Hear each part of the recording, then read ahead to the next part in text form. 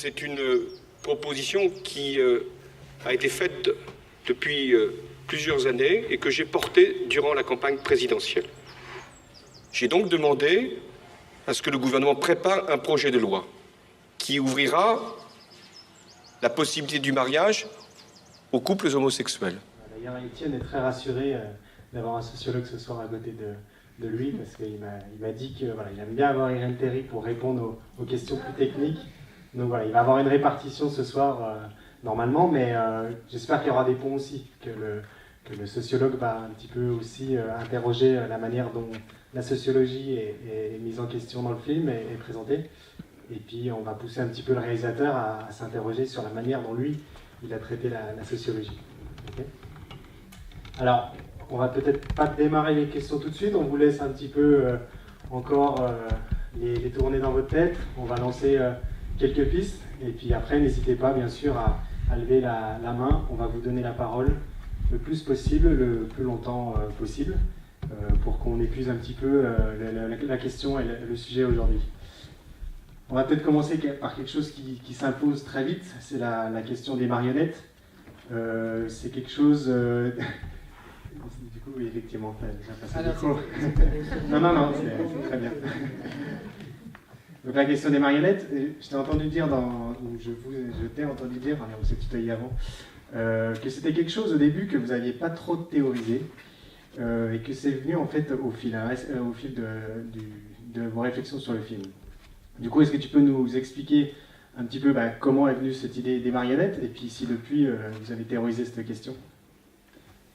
Elle est venue d'une manière très saugrenue, et c'est après qu'on a eu l'idée d'en faire tout un procédé. Elle est venue parce qu'on avait comme principe pour ce film, comme point de vue, d'être toujours aux côtés de la sociologue ou de la maman. Sauf que la maman ne voulait pas aller dans certains lieux, comme les manifestations anti. Donc on était un peu embêtés, parce que nous, ça nous intéressait, mais elle voulait vraiment pas. Elle disait non, tu me manipuleras pas, Mathias, j'irai où je veux. Et comme une boutade, on a dit il nous suffirait d'avoir une perche avec une tête et une perruque et de la mettre devant nous quand on filme, puisqu'on filmait beaucoup derrière Irène. Et voilà, et on a eu cette idée des marionnettes comme ça en plaisantant. Et après on s'est dit non, on pourrait peut-être aller un petit peu plus loin. Après ça nous a plu de contraster avec l'image de l'intellectuel. Voilà, on prend un guignol, on prend tout l'inverse. Sachant qu'on avait enregistré les conversations téléphoniques depuis 2-3 mois, et donc on aimait beaucoup le ton, le son qu'on en tirait, et on ne savait pas ce qu'on pouvait y mettre comme image dessus. Et quand on a fait ces tests avec la marionnette, ça a tout de suite collé. Allô ? Maman. Mathias, mon chéri, est-ce que je peux mettre ma tarte au four et te rappeler d'ici une demi-heure ? Non, parce que dans une demi-heure, j'ai un rendez-vous. Bon, alors je t'écoute. Donc ça, c'est une partie des marionnettes. Hein. C'est quand Irène intervient dans le film, et par là son fils. Il y a toute une autre partie où c'est des sons de l'actualité qu'on a remis en scène. Ça, on a pensé les marionnettes comme un petit théâtre, et ça nous a permis d'avoir toujours de la distance sur le pays, de regarder les choses vraiment avec de la hauteur, hein, comme si on s'amusait avec des petits jouets, et donc de se détacher d'événements de l'actualité qui étaient parfois pas très intéressants, qui étaient très loin de notre sujet, mais sur lesquels on se serait peut-être accroché si on n'avait pas ce procédé. Voilà. Troisième utilisation, par exemple, c'est au moment de l'Assemblée nationale, quand on entend les députés, et qu'on ne voit pas qui parle. Donc on ne sait plus qui parle, on entend juste ce qui se dit à l'époque. Donc c'est encore quelque chose qui nous intéressait, d'entendre des voix de l'époque, de la pensée de l'époque, sans savoir que c'était machin qui est dans tel groupe politique, qui était plus ou moins contre le mariage. On entend juste ce qui se dit. Il faut l'homme et la femme, le père et la mère pour engendrer, guider l'enfant sur le chemin de la vie. Oui, c'est une loi de la nature, une loi qu'aucune communauté humaine ne peut abolir. Vous revenez à l'époque des... Ce procédé, il a quand même un effet aussi sur le spectateur, que Donc vous avez dû avoir conscience très vite.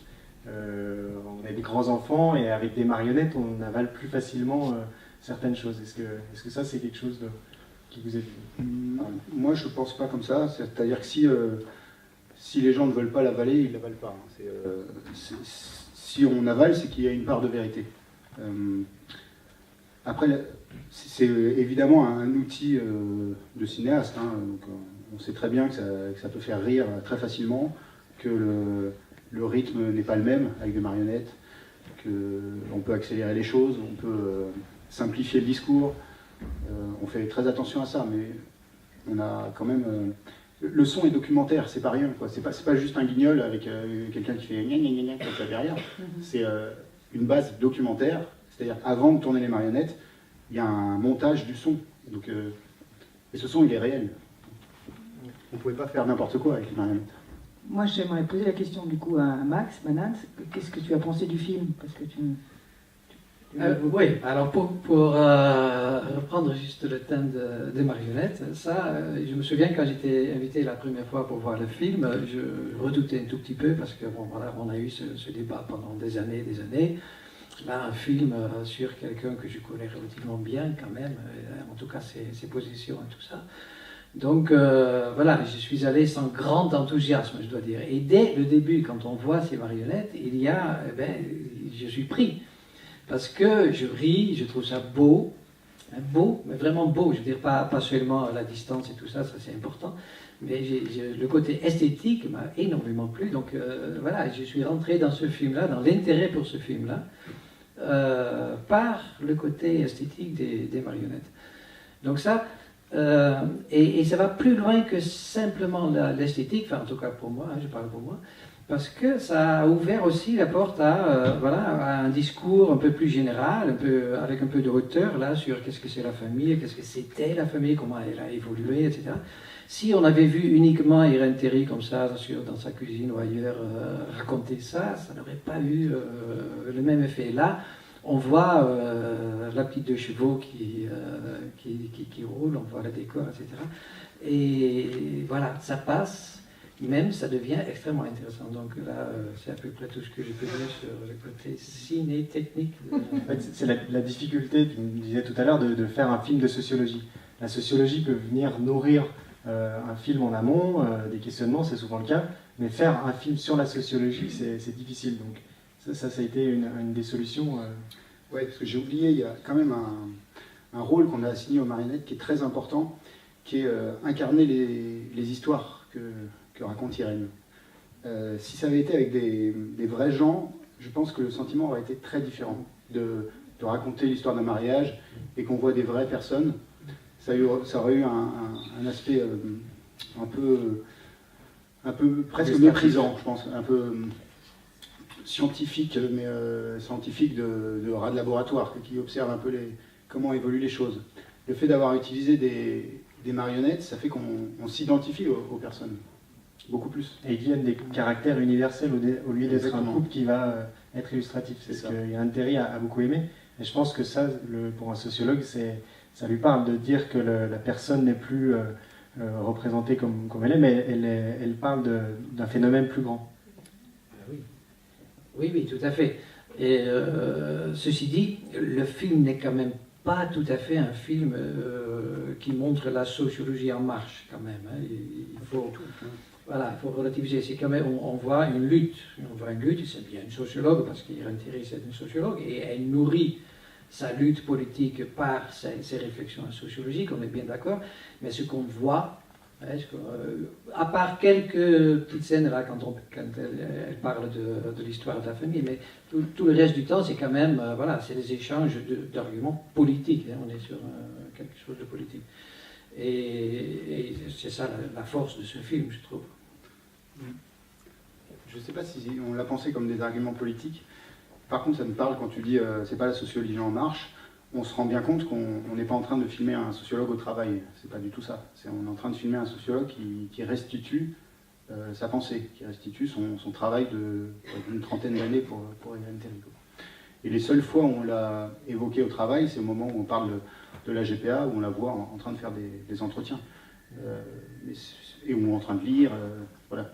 Et c'est le seul moment du film où on la voit réellement dans son travail de sociologue, et non pas d'experte invitée par le monde politique ou le monde médiatique. Et finalement, vous assumiez quand même d'avoir Irène, entre guillemets, sur un plateau, puisqu'il y avait un lien familial très proche. Mais est-ce qu'à un moment donné, vous avez envisagé d'avoir d'interroger d'autres sociologues, en fait? Non, c'était le point de vue, c'était avec elle. C'est-à-dire qu'elle n'aurait pas voulu faire le film, on n'aurait pas fait de film. On assume la relation mère-fils. Ce qui nous intéressait, c'était cette vision totalement subjective de l'année du mariage pour tous. Je peux rajouter? Oui, bien sûr. Oui, ça c'est un petit paradoxe de ce film que je trouve très joli, mais qui montre quand même peut-être aussi quelque chose qui est caché. Le sujet du film, c'est peut-être la lutte politique dont on vient de parler, mais c'est aussi le rapport entre le fils et sa mère. On voit mise en scène une famille hétérosexuelle, dans laquelle la mère aime son fils et le fils aime sa mère. On voit, et non seulement ça, la lutte est bien sûr le couple du même sexe, on est bien d'accord, mais là on est dans une famille hétérosexuelle. Et ce qu'on montre de charmant de cette famille hétérosexuelle, c'est quand même ce qu'on aime là dans ce film, entre autres, c'est le lien filial. C'est-à-dire c'est le lien entre l'enfant et le parent. C'est-à-dire ce lien-là qu'on ne voulait pas avoir dans le débat. Donc le vrai enjeu, je ne sais pas si vous l'avez fait exprès, mais c'est presque comme si le film disait en subliminal, comme ça, que le vrai enjeu, bien sûr, c'est bel et bien le rapport entre les couples de même sexe avec leurs enfants ou leurs futurs enfants. D'ailleurs, la question du mariage entre deux personnes du même sexe, tu disais dans une interview que pour toi c'était évident avant même de commencer le film, parce que voilà, c'était ta génération, beaucoup de monde autour de toi que tu connaissais, et du coup c'est peut-être aussi là le message subliminal, c'est que finalement cette question c'est pas la question centrale, et on le sent bien même dans les débats qui ont eu autour du mariage pour tous. C'était pas tant la question de marier deux personnes du même sexe, mais c'était qu'est-ce que ça implique ensuite en termes de filiation et de choses comme ça. Totalement, oui. C'était l'enjeu de l'année. D'ailleurs, on ne l'avait pas vu au début. Je me souviens qu'on cherchait un titre pour notre dossier. Dès le début, on avait proposé... Qu'est-ce qu'on avait proposé déjà Parle plus près du micro. Ouais, pardon. Je ne me souviens plus le titre qu'on avait proposé. On en avait parlé à Irène, comme ça, au cours d'une conversation, et elle avait dit, mais vous vous trompez... Ah oui, l'amour légalisé, on avait mis. Vous vous trompez complètement, c'est pas l'amour qui est en question cette année, c'est la question des enfants. C'est ça qui va arriver sur le tapis. La question de l'amour, c'est au moment du Pax, de l'amour homosexuel. Bon, elle nous a évidemment bien aiguillés. Donc au début, on sentait des choses, mais on avait du mal à les préciser. Bon, il y a une première question, voilà. Oui, merci. Je voulais rebondir sur ce que disait Max Banans, que je trouve formidable, parce qu'en fait, il me fait comprendre le film. Cette idée du lien filial, elle est formidable, parce que d'abord, c'est vrai que, bon, elle nous rend ce film absolument charmant, parce que cette idée des conversations téléphoniques qui ne sont pas jouées, enfin, qui ont vraiment l'air d'être réelles, plaquées sur ce nounours, c'est absolument fascinant, parce qu'on a l'impression d'être dans le réel et en même temps on est aussi dans du récit. Mais c'est pas à ça que je voulais en venir. Ce que dit Max sur ce lien de filiation qui court comme un fil, comme ça, tout au long du film, il a tendance aussi à orienter le discours qu'a Irène Théry sur ce mariage pour tous. Parce que le récit qu'elle en fait, quand elle dit, elle remonte au désir, quand on voit les homosexuels dans la montagne, regardant au loin et voulant accéder à l'éternité, et donc avoir des enfants, etc. Et donc ils veulent le mariage parce qu'ils veulent des enfants. Pour moi, elle biaise un petit peu l'histoire du mariage pour tous. Et il y a quelque chose dans le film qui est complètement gommé et qui pourtant fait partie du mariage pour tous, c'est la question du Pax. Et alors là, dans le Pax, à l'origine, il n'y avait pas cette idée de filiation. Et donc, je trouve que, alors, Max a raison, enfin, je veux dire, l'obsession du film, et je pense qu'Irène a probablement contribué à ça, enfin, peu importe, hein, d'ailleurs, mais c'est vraiment la filiation, alors que le mariage, ça n'est pas que la filiation. Et le Pax, il ne faut pas oublier qu'il a été voté à une époque où il y avait le sida, où il y avait énormément de morts parmi les homosexuels et que se posait la question de la transmission aux conjoints survivants. Donc, refaire l'histoire du mariage par la filiation, pour moi, c'est un tout petit peu mettre de côté d'autres enjeux du mariage et qui étaient proprement conjugaux, patrimoniaux et pas simplement de filiation. Voilà, c'était juste une remarque comme ça. Pour rebondir sur ce que disait Max. Donc on va prolonger avec vous, notamment vous pouvez peut-être réexpliquer un petit peu le contexte des débats sur le Pax à l'époque, éventuellement repréciser la position d'Irène Théry et la manière dont ça a évolué pour prolonger l'intervention. Oui, avec plaisir. Alors, la France n'a pas été particulière pour ça. Partout en Europe, là où on a légalisé le couple de même sexe, on a eu ces deux phases. Il faut légaliser la conjugalité, c'est-à-dire il faut créer donc un Pax ou éventuellement ouvrir le mariage, tel qu'on l'a fait maintenant en France. Et puis, il y a ce deuxième pivot, est-ce que ce couple-là aurait aussi droit à la PMA, au GPA, etc. Et ça, pour l'instant, ce deuxième pilier, il est en cours. Hein, il n'est pas du tout réalisé. Donc vous pouvez faire toute une série de films probablement parce que ça va revenir. Évidemment que ça va revenir. Alors, Irène Théry a eu une position très cohérente tout au début du grand débat, c'est-à-dire dans les années 90. Vous dites que c'était surtout pour la transmission de biens, il n'y avait pas que ça, parce qu'on était un peu après la mortalité sida, mais peu importe. Elle disait, voilà, les couples de même sexe doivent avoir droit à une reconnaissance légale en tant que couple, une reconnaissance totale, c'est-à-dire au même titre que les couples mariés.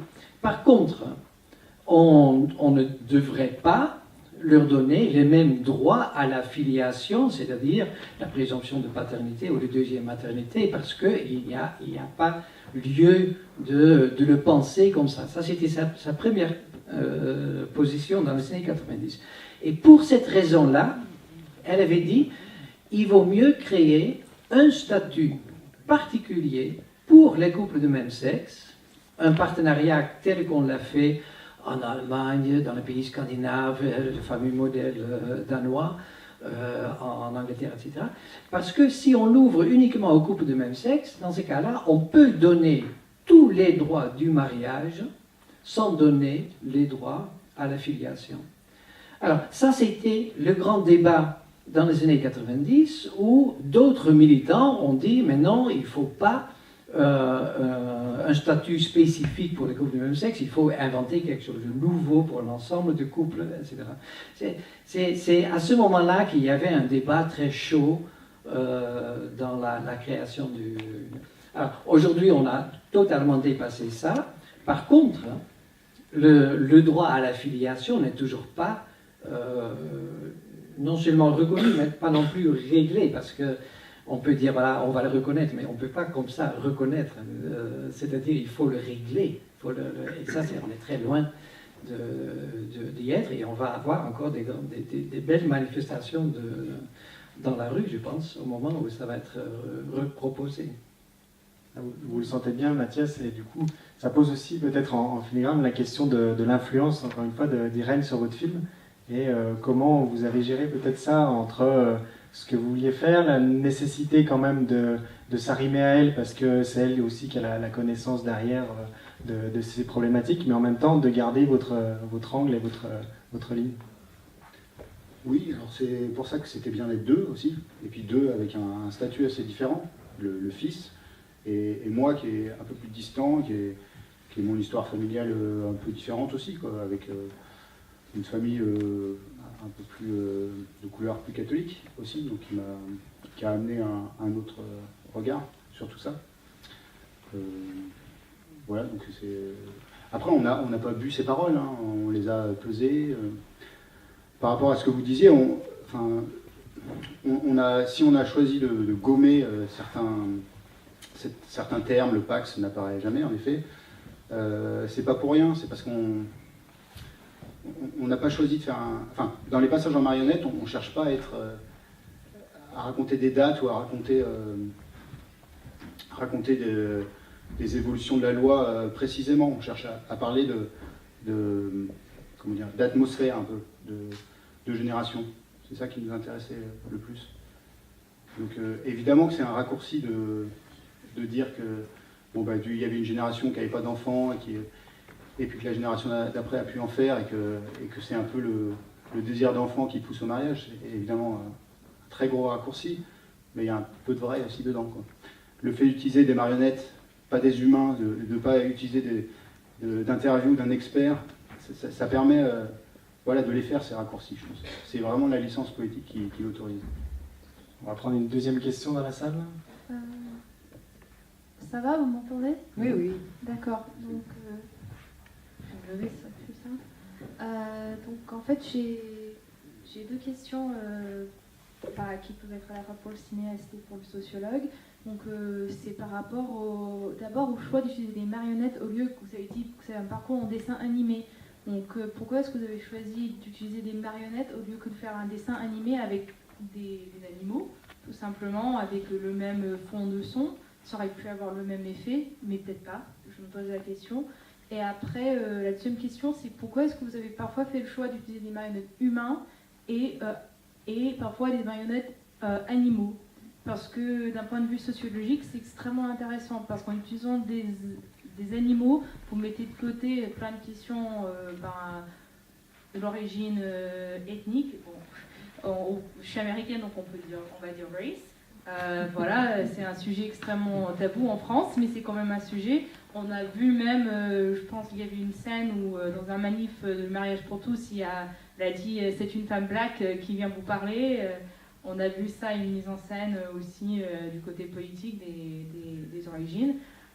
Vous aussi, vous mettez de côté avec les animaux la question de classe. Voilà, ce sont des questions sociologiques intéressantes qui n'étaient pas forcément abordées dans le film, mais qui auraient pu l'être. Voilà, donc comment est-ce que c'était des choix conscients, marionnettes, dessins animés, et humains ou animaux? Et quelles étaient les implications? Merci. Et asexués. Oui, asexués, ça aussi.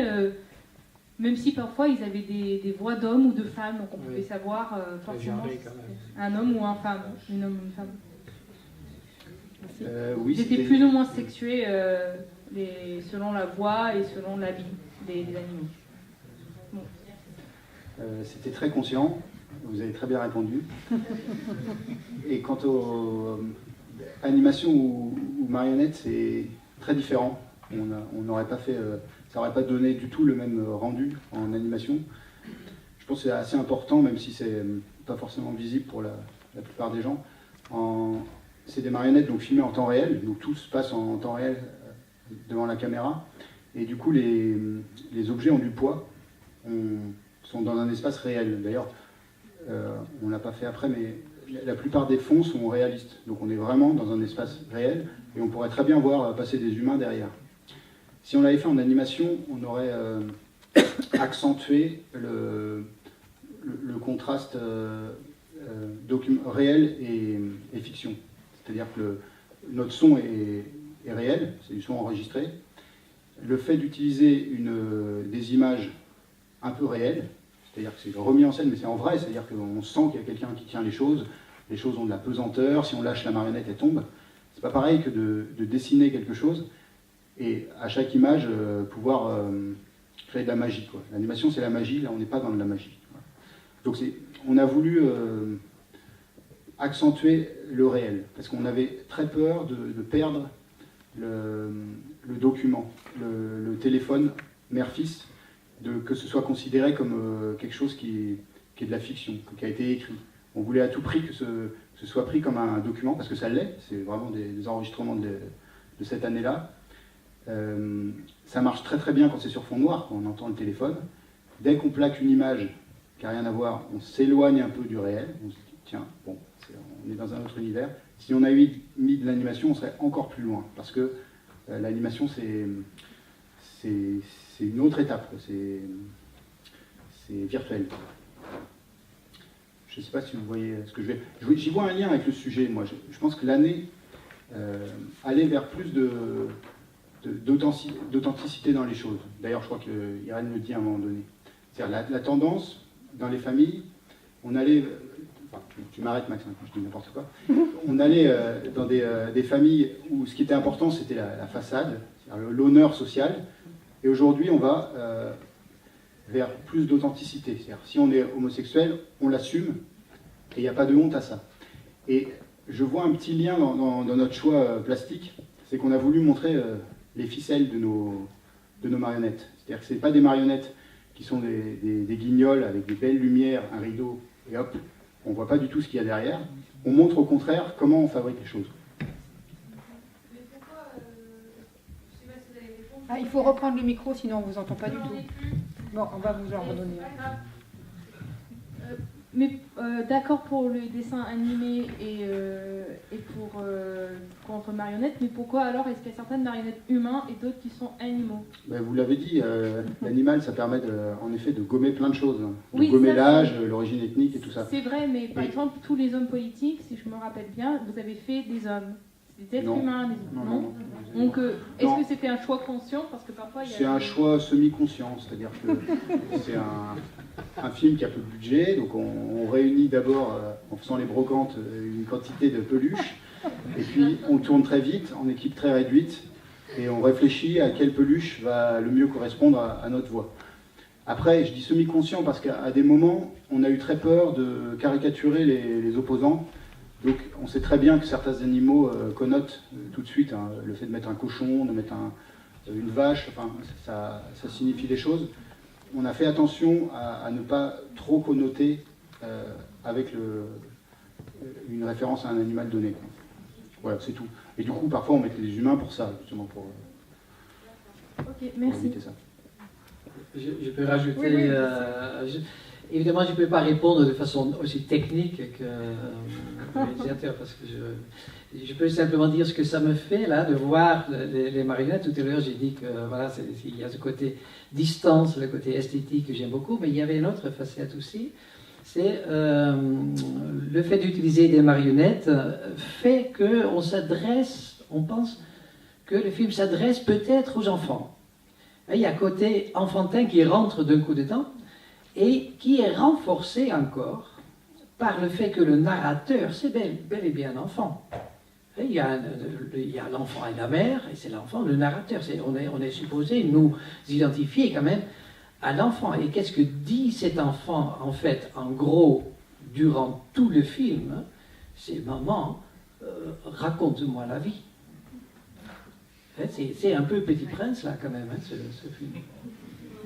C'est vrai qu'on a accentué ce côté enfantin sciemment, les questions naïves et tout. C'était bien pratique. Ça marche, ouais. Du coup, pour la réflexion pure sur la théorie et sur l'idée de se positionner sur des questions assez graves, si on bascule dans ce côté enfantin et raconte-moi la vie, est-ce qu'on n'a pas un risque de décomplexifier trop de ce qu'était le débat et les enjeux en fait qui étaient très forts?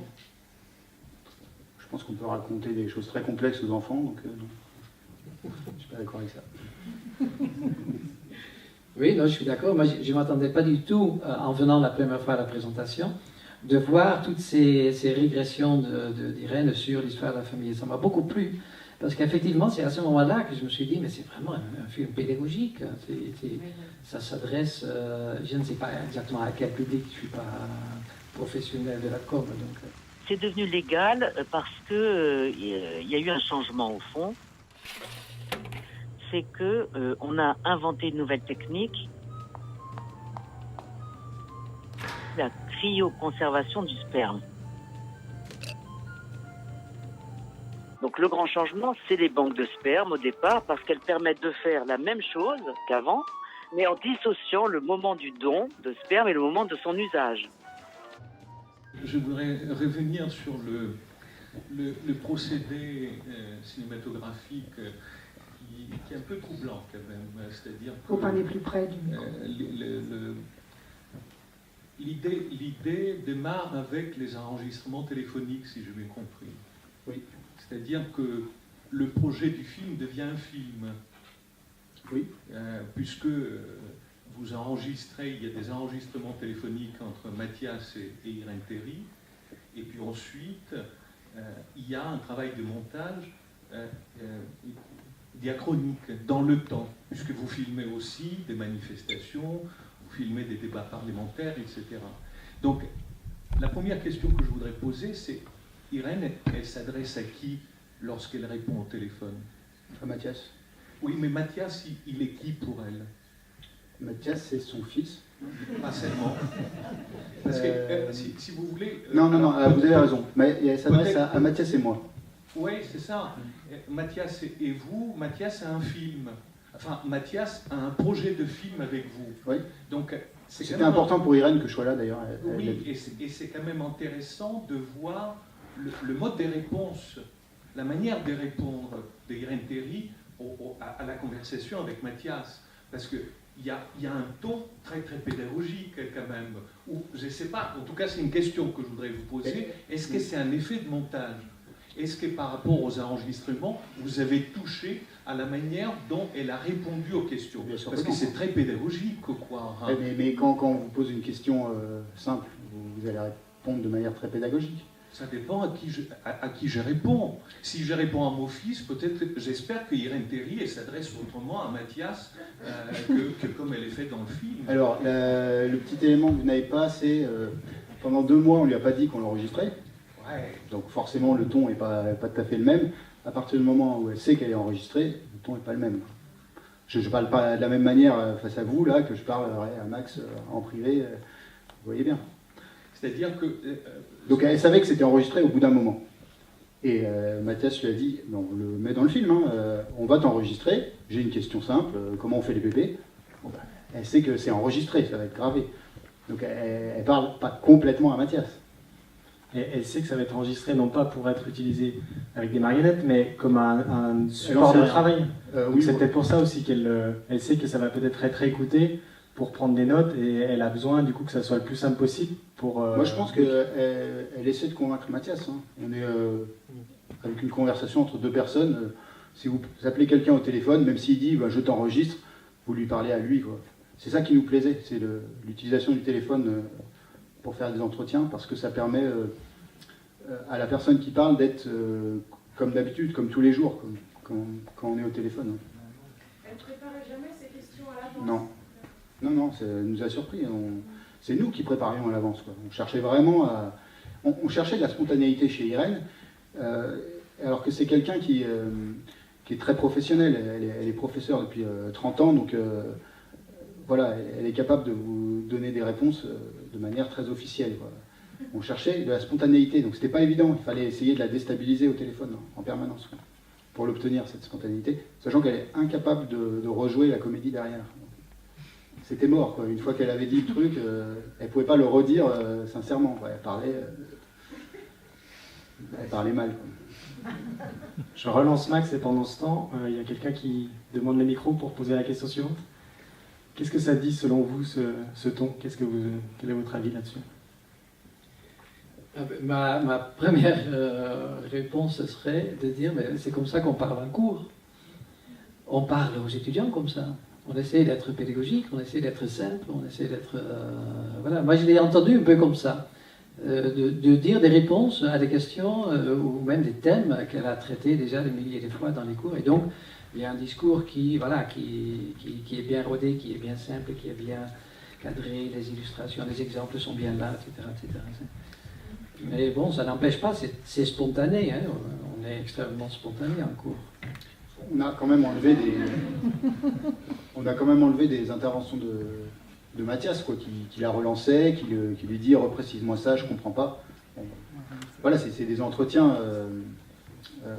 dirigés, c'est pas des monologues non plus. Donc ça a été coupé au montage, bien sûr. Alors j'avais dit qu'il y avait une question juste après. Peut-être revenir sur l'idée que le choix savant est aussi un choix politique. Ça, vous avez commencé à en parler avant le débat. Est-ce que vous pouvez nous redire un petit peu là-dessus, sur le choix, oui, savant qui est jamais anodin, neutre, et qui est toujours lié à un contexte? Je ne pas le dernier mot. Hein. Alors, je ne sais pas si je comprends exactement le terme de la question. Est-ce que la question est si on est là dans un débat politique ou dans un débat sociologique? Dans ce cas-là, moi je réponds, on est dans un débat politique, entièrement politique. Et il y a des tout petits moments où effectivement on rentre dans, on va dire, un savoir sociologique. Mais enfin, c'est un savoir sociologique tel que les militants un peu conscients se construisent aussi. On n'est pas militant politique sans aucun savoir. Donc on reste pour moi quand même dans un débat politique. Et ce qu'on voit, c'est une lutte. C'est une lutte. Et Irène Théry, elle est bien sociologue, hein, bien sûr, et elle amène l'ensemble de ses savoirs. Mais là, elle est militante, et uniquement militante. Et ça pose d'ailleurs la question qui est complexe, pas tellement la question sur est-ce que c'est la sociologie ou pas, parce que je répondrai tout de suite, non, ça c'est pas de la sociologie. S'il y a des enfants de 14 ans qui sont dans la salle, pas aujourd'hui, hein, mais à un autre moment, et qui pensent oui, chouette, je veux bien devenir sociologue comme ça, alors ils se trompent, bien sûr. C'est pas ça la sociologie. Donc là, il n'y a pas d'ambiguïté. Par contre, qu'est-ce que la sociologie aurait à apporter, ou peut-être pas, à la lutte politique? Est-ce qu'on peut être expert? Est-ce qu'on peut nous demander, on le fait hein, sans arrêt, chaque fois on est invité pour donner notre avis, etc. Est-ce qu'on a notre place là-dedans? Et ce débat-là a été lancé autour du Pax, dans le fameux livre de Fassin et Borio qui s'appelle Au-delà du Pax, qui a été entièrement écrit pour dénoncer l'idée que Irène Théry, à ce moment-là, avait écrit, en tant que sociologue, un rapport politique pour le politique, avec des points de vue, politiques. Alors, moi, je ne suis pas sur cette position-là. Moi, je trouve qu'on peut être expert, mais ça pose effectivement la question comment on fait un débat démocratique entre experts et non-experts? Comment on organise ça? Là, je n'ai pas la réponse. Alors, par rapport à cette dissociation militant et sociologue, c'est vraiment une question qu'on se posait beaucoup avec Mathias, parce que ça nous gênait. Il y a beaucoup de récits d'Irène qui nous gênaient, où on lui disait tout le temps non, là tu deviens militante et t'es pas sociologue, dans notre vision un peu peut-être naïve du sociologue, quoi. Le scientifique, objectif, qui a des chiffres, qui en tire des théories. Et elle nous a dit à chaque fois, je ne fais pas la différence. Je ne fais pas la différence quand je suis sociologue ou militant, en disant peut-être, alors je m'avance, on est forcément militant quand on est sociologue, avec ce qu'on découvre. Quelle est la partie, à votre avis, vous disiez une petite partie quand même sociologique et le reste qui est très politique? Est-ce que vous pouvez nous en dire un petit peu plus sur ce qui tiendrait dans le film de la sociologie et au contraire de ce qui relèverait plutôt du politique? Alors, les petites régressions là, sur l'histoire de la famille, pour moi, c'est clairement de la sociologie ou de l'histoire, si vous voulez. Mais enfin, en tout cas, on n'est pas dans les discours politiques à ce moment-là. Le reste du film, oui, pour moi, ce sont quand même des échanges d'arguments politiques, c'est-à-dire de réponses à la question « que faudrait-il faire ?» Et que faudrait-il faire? C'est une question politique, ou éventuellement philosophique, si vous voulez, mais ce n'est pas une question de sciences sociales. Oui, Spiros n'est pas d'accord avec moi, bien entendu, mais c'est comme ça que je le vois. Alors, il n'empêche que je pense que le problème n'est pas vraiment là. C'est-à-dire que je comprends tout à fait Irène, si elle dit, d'ailleurs moi c'est pareil, si je suis dans un débat politique, Évidemment, j'utilise tous les arguments que je peux avoir, et ces arguments sont nourris par ce que je peux savoir. Donc, je ne vais pas me retenir en disant, mais voilà, ça c'est des choses que je sais par ailleurs, je ne vais pas utiliser ça dans mon argumentaire. Non, évidemment, on ne fait pas la différence une fois qu'on y est. Le problème n'est pas là. Il est entre l'expert et le profane. Quand on est dans un combat politique, et c'est le cas pour nous tous à des moments, eh bien, on est dans les réunions où, en général, on est profane. La plupart des gens sont profanes. Ça ne veut pas dire qu'il n'y a pas de savoir, bien sûr. Mais s'il y a quelqu'un avec un statut différent, c'est-à-dire avec un statut d'expert là au milieu, on a un problème. Un problème qui n'est pas insoluble, c'est pas ça que je veux dire, mais on a un problème à régler. Ça, je le crois. Pardon, une petite réaction, c'est pas que je suis pas d'accord avec toi, Max, c'est tout simplement qu'il me semble qu'il y a deux moments très très importants dans le film. Il y a là où Irène Théry tient un discours concernant la débiologisation de la filiation. Et ça, je trouve que c'est un moment très très important d'un point de vue politique. Mais il y en a un autre, c'est lorsqu'elle va rencontrer une Américaine par rapport à la gestation pour autrui. Et ce que je trouve extraordinairement intéressant ici, c'est justement la distance entre de la sociologie et de la politique. Ici, elle s'efface, elle devient beaucoup plus mouvante d'une certaine manière, dans la mesure où elle donne aussi l'enjeu de sa contribution, c'est-à-dire comment une sociologue, une professionnelle, puisse réformuler les termes du problème. Et c'est dans cette réformulation que l'enjeu scientifique et politique se mélangent, quoi. Et la réformulation, c'est comment révaloriser la gestation pour autrui, alors que jusqu'à présent était considérée ou désignée comme une dégradation. C'est aussi un des enjeux en fait, du débat, c'était chaque camp voulait mobiliser ses propres experts, ses propres savants, et voulait imposer aussi les termes du débat. Et là, en fait, dans le film, on a certains termes du débat qui sont mis en avant plutôt que d'autres. Oui. Alors, si l'expert est là pour dire que ses points de vue politiques sont, on va dire, contraintes par le savoir qu'il a et que les autres n'ont pas, alors je ne suis pas d'accord. Un débat politique reste un débat politique, peu importe les connaissances qu'on a auparavant. Alors, sur les quelques moments dans le film où on voit effectivement la sociologie en marche, j'avais oublié ce moment effectivement où elle parle de l'entretien qu'elle a eu avec l'américaine. Entre toi et moi, c'est un beau moment. C'est aussi un moment où on pourrait poser la question de la possible manipulation d'un sociologue par les personnes du terrain. J'ai rencontré des gestatrices, je n'oublierai jamais ça. À Paris, j'ai rencontré une Américaine qui était venue témoigner de son expérience. Et j'ai été amenée à l'interroger, à lui dire, mais vous savez, en France, on considère que des personnes comme vous se sont traitées comme les esclaves des temps modernes. Elle dit, mais ce que je leur répondrais, c'est qu'à part ma propre famille, rien ne m'a autant valorisé dans ma vie.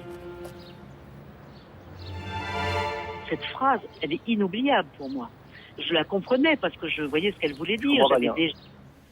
Je vais te relancer, Étienne, là-dessus. C'est vrai que ce moment, il est assez particulier dans le film. Et on est presque surpris, en fait, qu'une sociologue qui travaille depuis tant d'années sur des questions, tout d'un coup, avec une rencontre, va être bouleversée par cette histoire et revoir sa construction théorique sur la question. Je pense que c'est souvent des rencontres comme ça qui font changer, qui font changer les gens. Enfin, c'est vraiment des chocs instantanés, émotionnels parfois. Pas tout le temps, hein. Des fois c'est sur du long terme. Là, on lui avait demandé de nous raconter un choc qui a pu la faire changer d'avis, en effet. Donc après, à vous entendre, ce qui m'étonne un peu, c'est qu'on dirait que c'est Irène Théry qui a choisi de dire les choses. c'est vrai, mais c'est pas complètement vrai. C'est-à-dire c'est nous qui avons choisi ce qu'on lui faisait dire aussi. Elle nous en a parlé pendant, je sais plus, il y a une quinzaine d'heures d'enregistrement. On a fait des choix. On a débattu entre nous, Mathias et moi, de savoir ce qu'on allait garder, avec nos subjectivités à nous, avec nos positions politiques à nous aussi, quoi. Donc, en aucun cas on a cherché à faire un film apolitique, en aucun cas on a cherché à faire un film objectif. On assume totalement qu'on est avec le fils de la sociologue, qu'on est engagé pour le projet de loi, et que tout ce qu'on présente là, c'est le portrait d'une femme aussi, quoi. C'est pas des théories sociologiques, quoi. C'est pas que ça.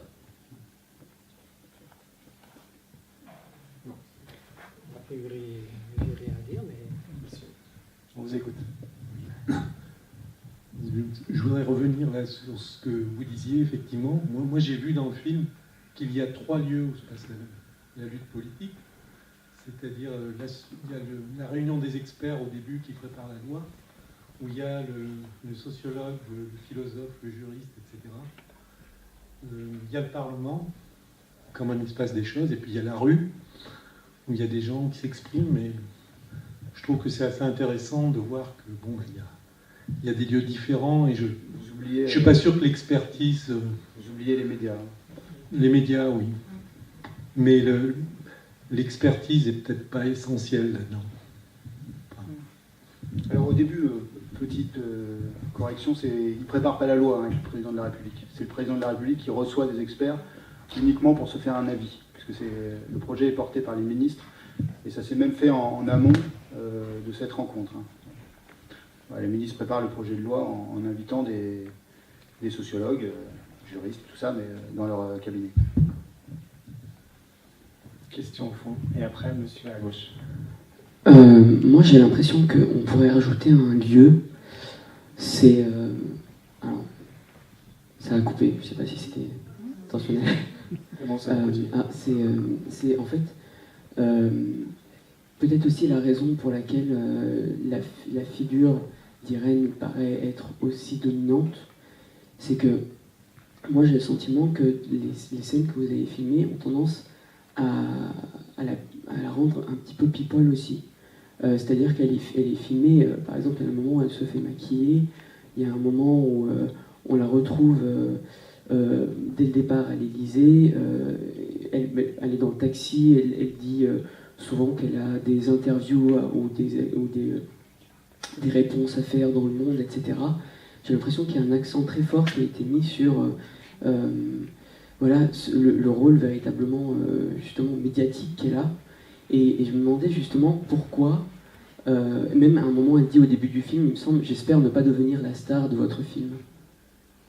Et je me demandais pourquoi avoir autant mis l'accent sur cette dimension-là. Est-ce que c'était intentionnel et quelles étaient les motivations derrière ça? C'est pas la star qu'elle dit, elle dit l'héroïne. Je pense que c'est un petit peu différent. Ce qui était difficile, on a mis du temps à trouver au montage, c'était de réunir l'histoire nationale, l'enjeu du mariage pour tous, et l'histoire familiale. C'est-à-dire que Mathias a évidemment beaucoup filmé dans sa famille, ça manquait souvent de dimension nationale. Donc il fallait trouver dans le rapport mère-fils ce qui pouvait parler à tout le monde. Voilà. Donc on n'avait jamais vu que ça pouvait être tout le temps des plateaux médiatiques ou de la pipolisation, peut-être, mais dans la matière qu'on a glanée, c'est sans doute là qu'on a réussi à réunir les deux histoires.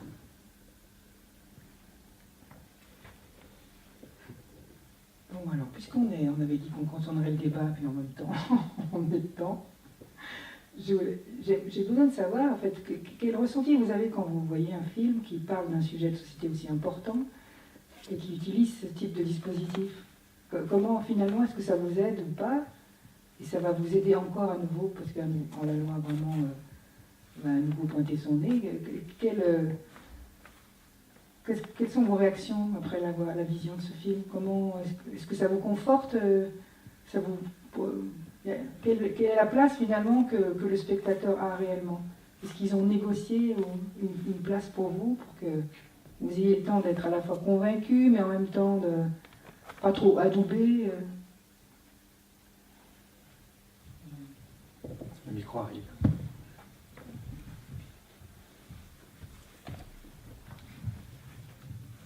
Moi, je pense que c'est quand même une histoire assez dure. Et donc, justement, ce dispositif permet d'amener de la poésie, de la distance. Et donc, c'est plutôt... Ça rend cette histoire un peu plus acceptable, parce que quand même, c'est dur de voir tous ces gens défiler et toutes ces réactions homophobes qu'il y a eu quand même dans cette histoire.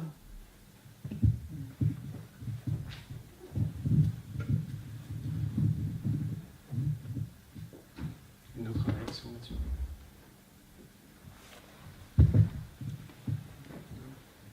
Je me permets juste... Toi, tu emploies le mot, Max, de homo-aversion. Non?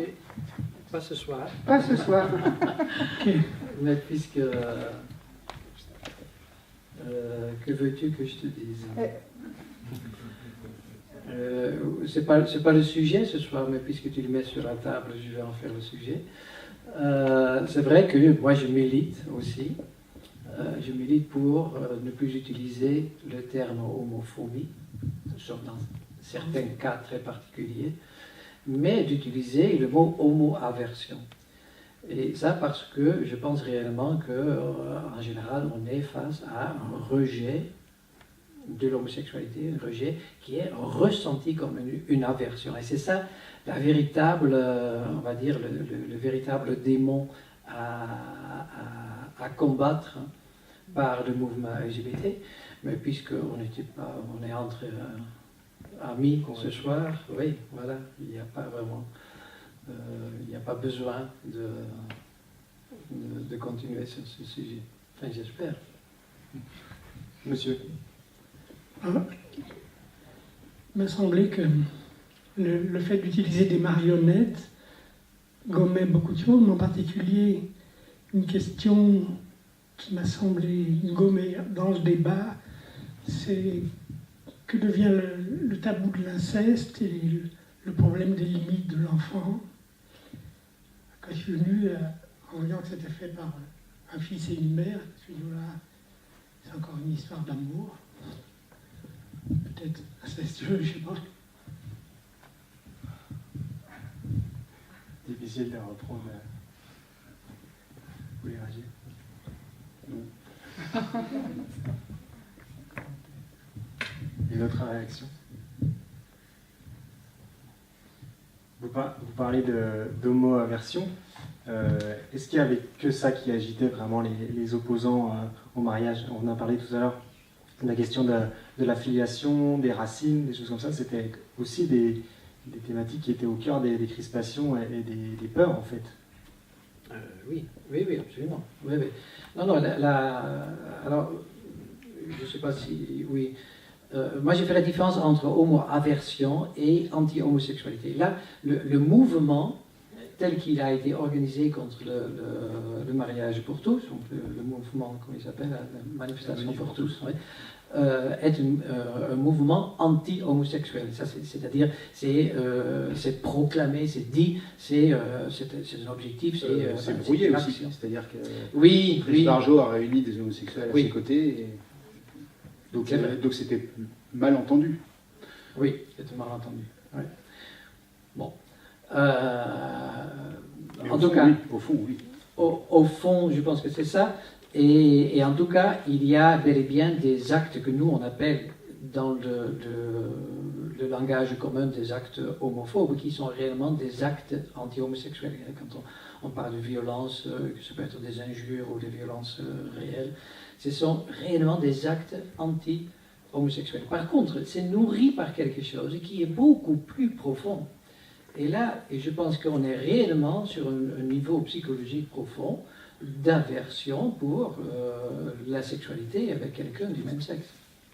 Et ça, ce fond-là, tant que ce fond-là est présent et prend les formes aussi importantes qu'elle a prises au cours de ce XXe siècle, eh bien, je pense qu'on a du mal à nous défaire de ces irruptions, on va dire, anti-homosexuelles.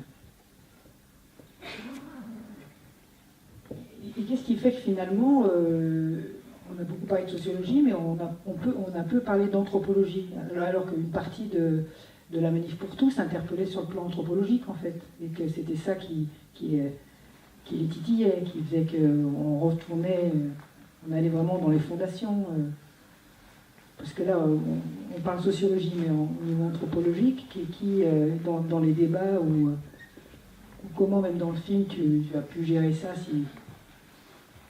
Oui, alors là, je pense qu'effectivement, on est au-delà de l'anti-homosexualité ou de l'homo-aversion. Là, on est effectivement sur le grand doute sur comment on va faire des enfants.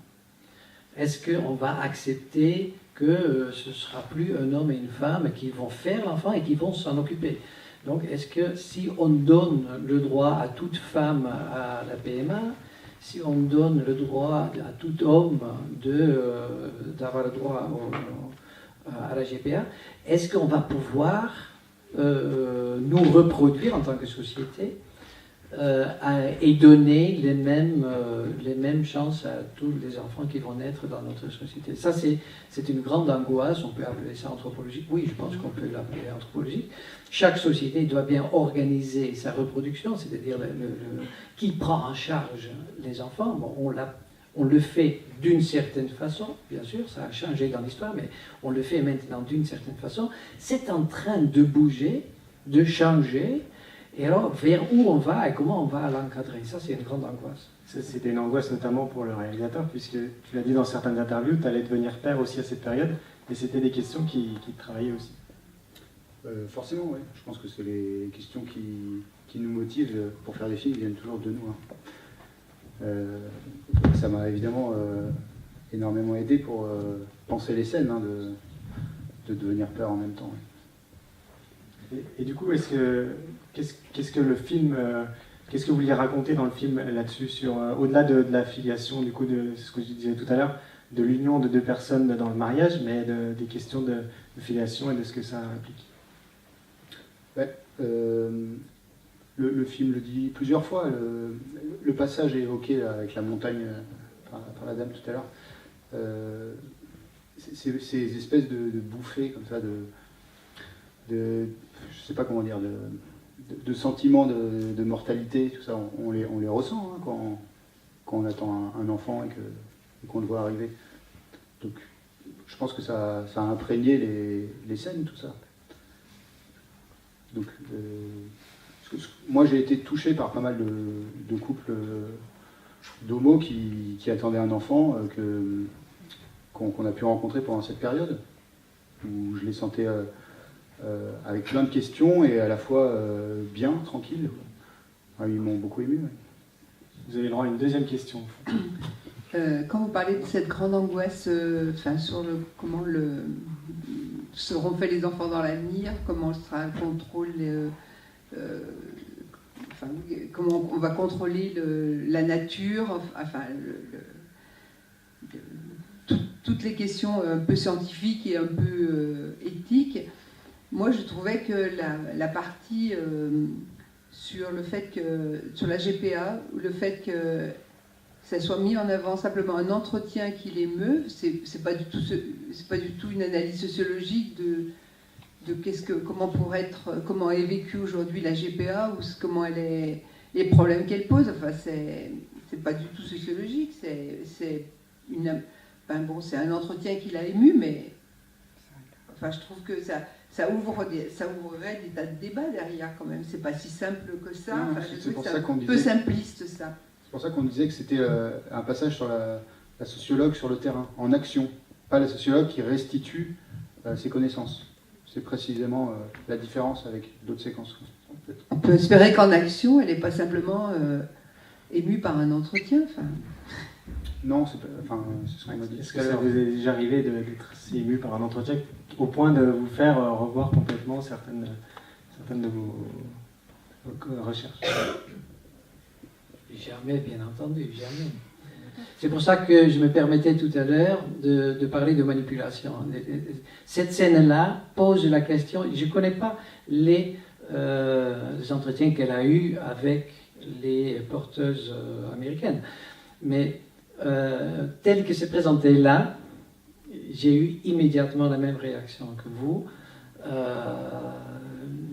Les politiques sont face à des groupes de lobby qui les influencent. Nous, en tant que chercheurs, quand on va sur le terrain, on est face à des lobbies de ceux qui essaient aussi de nous influencer. Et à nous de prendre la distance par rapport à ça. Je suis entièrement d'accord. Et il n'y a aucun lobby qui nous a approchés par rapport à la GPA. Non. On s'est fait notre petite idée pendant le film. Par rapport à ce passage, notre seule intention, c'est de dédiaboliser la GPA. C'est une pratique qui existe. On s'est dit, pourquoi ne pas la regarder, tout simplement. Alors évidemment, on a vu les reportages en Inde, en Ukraine, qu'on nous montre. On a vu aussi un film, le film dont on parle, Net Repère, sur une GPA qui s'est bien passée. On a rencontré les gens qui l'ont fait, d'autres gens qui l'ont pratiqué. C'est pourquoi Irène milite, la GPA éthique. Donc on s'est fait notre petite idée à nous. Moi, je ne suis pas encore totalement convaincu, je suis encore en réflexion, mais je n'ai pas envie qu'il n'y ait pas de débat, qu'on ne regarde pas la pratique, alors que ça existe. Voilà.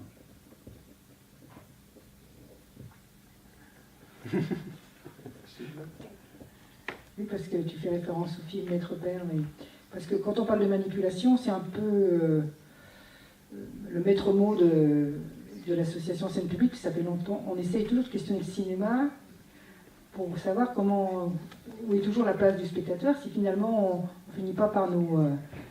il y a une forme d'adhésion émotionnelle, inévitablement, parce qu'une salle de cinéma, c'est une salle d'attente. En utilisant les marionnettes, à la fois, on avait tout à fait conscience que en tout cas, tout le déroulé était très convaincant et il nous rassurait sur le fait qu'on avait le temps de réfléchir à tout ça. Et en même temps, l'ambiguïté reste toujours dans le fait qu'avec la marionnette, on est dans un phénomène de fabulation et on sait à quel point... C'est pas la marionnette, hein, c'est le cinéma. Ne venez plus au cinéma si vous ne voulez pas être manipulé. Hein. C'est depuis 120 ans qu'on manipule les spectateurs. Hein. Oui, on adore ça, d'ailleurs. Est-ce qu'il y a d'autres questions? Profitez. Oui, Odile? Non, je pense que tu peux t'arrêter. Odile a envie de rentrer. C'était la conclusion, donc ne venez plus au cinéma si vous voulez vous faire manipuler. Bon, moi je voulais remercier, on arrête là, hein, okay. L'équipe du Zola de nous avoir accueillis. Remercier Étienne qui a fait beaucoup de voyages, qui est venu un peu sur les chapeaux de roue grâce à Gaëtan, parce que Gaëtan Bailly, je ne voulais pas présenter tout à l'heure, mais voilà, il a été très brillant ce soir, je trouve, je suis ravie. Et Max Banal. Max. Allez, on n'aura pas arrêté d'écorcher son nom. Et puis merci à tous d'être venus. Au plaisir de vous revoir dans une autre salle ou ici. Ok ? À bientôt. Merci.